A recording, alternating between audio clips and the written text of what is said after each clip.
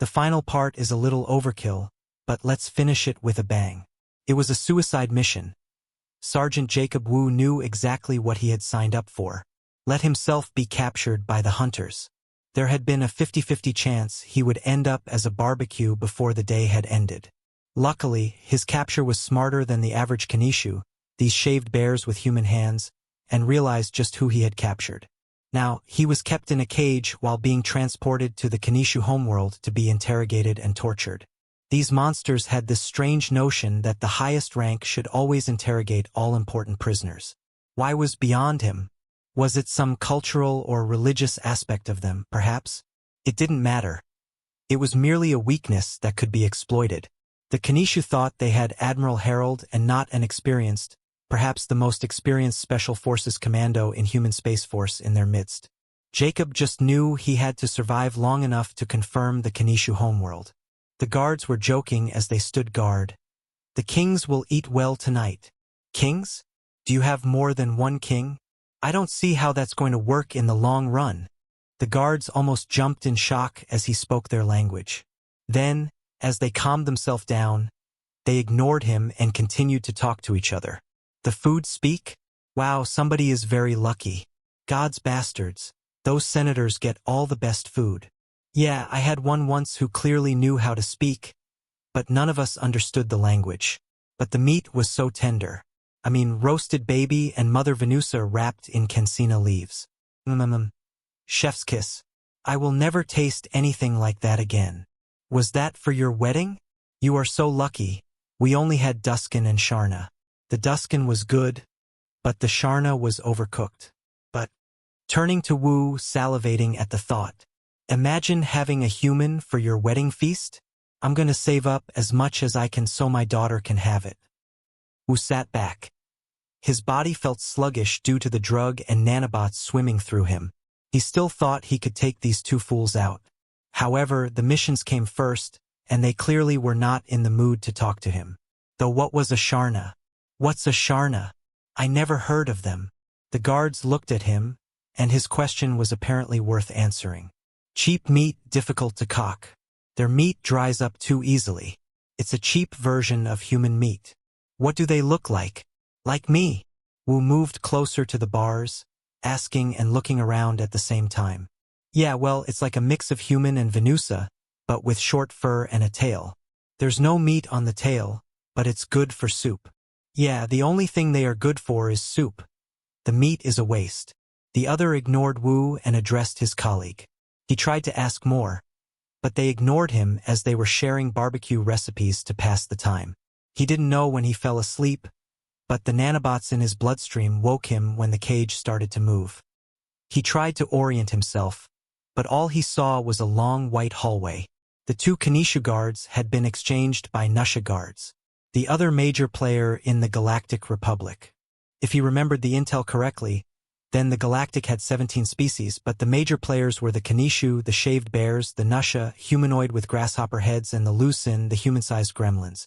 He tried to speak to these guards, but they didn't say a word. Their uniform was different from what he had seen, looking impractical and more for show than battle readiness. The cage glided into a room, and the guards left as a screen opened. Human. Go out of the cage and over to the designated area. Before he could answer, the cage door opened, and an area near one of the walls lit up. Jacob shrugged, got out, and moved slowly over to the wall while looking around. Apparently, it was too slow as the floor was electrified. The nanobots in his body immediately sprang to life and isolated him. But Jacob played along and cried out in pain as he pretended to be electrocuted. When the surge stopped, he crawled to the designated area and was ordered to undress, and then a shower came out from the wall. Apparently, they wanted their food cleaned before eating it. When he finished, he was dried, and a new set of clothes came out from the wall. The clothes reminded him of a white tang suit, and when he was dressed, the area he was in went dark. But a door opened at the end of the room that led into a narrow hallway.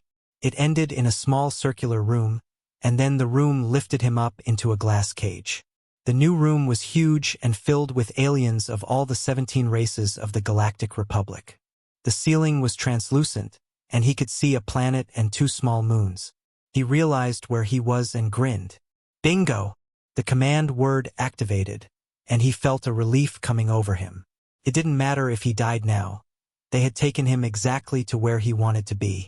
There was an old fat male Lucin who was speaking to the Senate, probably the elusive leader of the Republic. On the first ring of this amphitheater-like Senate, he saw what must be the kings, leaders of all the 17 species, all dressed up in their finery. Here is the monster we have been hunting. Today we will teach this monster that we do not fear them. We fear nobody, never have, never will. Today, we will let him rage and scream, and then we will feast on him. Everybody will get a bite of this harmless little piece of meat. Then the old man turned his attention to Jacob.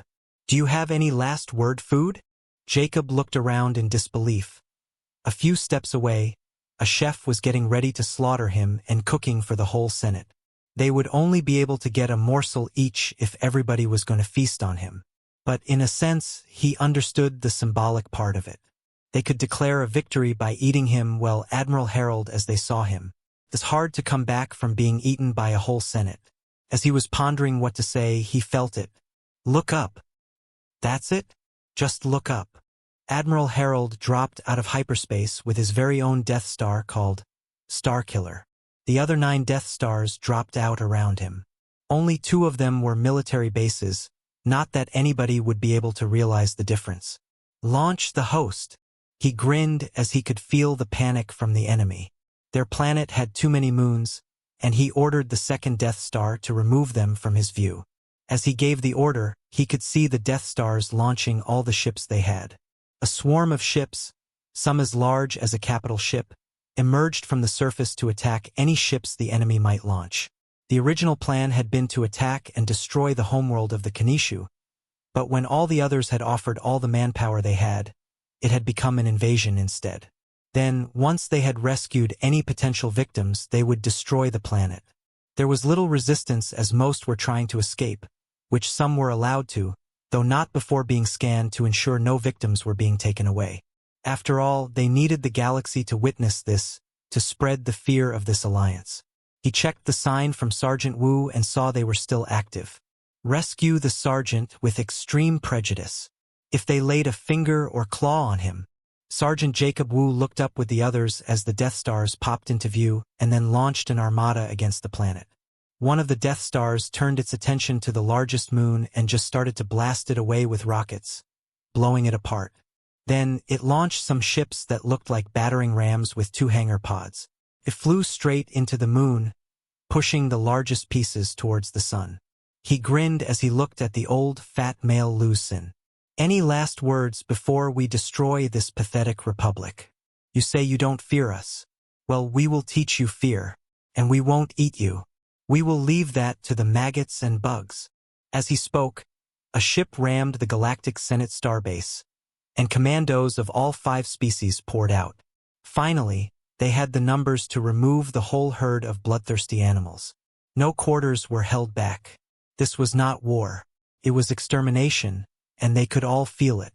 The senators were clearly in panic, but when their own fleets arrived to defend the homeworld, they all cheered.